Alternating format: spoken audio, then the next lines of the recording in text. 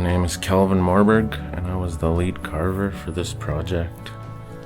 Me and my crew started this pole in the fall of 2017, and we finally got it raised in the fall of 21 here at the Yukon Arts Centre.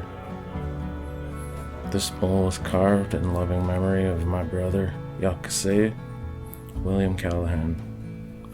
His life was taken from us at a very young age. William was always a very special person within our carving program. He was a traditional carver and dancer.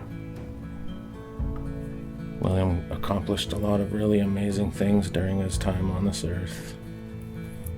Me and William's strongest connection was always our love for the art.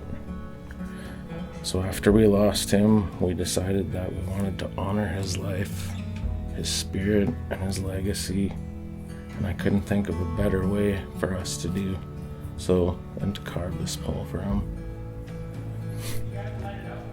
William had always loved the old style, so we really tried to stay true to that.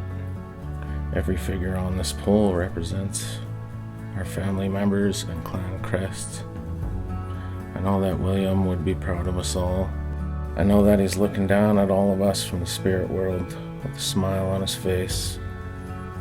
And his spirit continues to live on through all of us.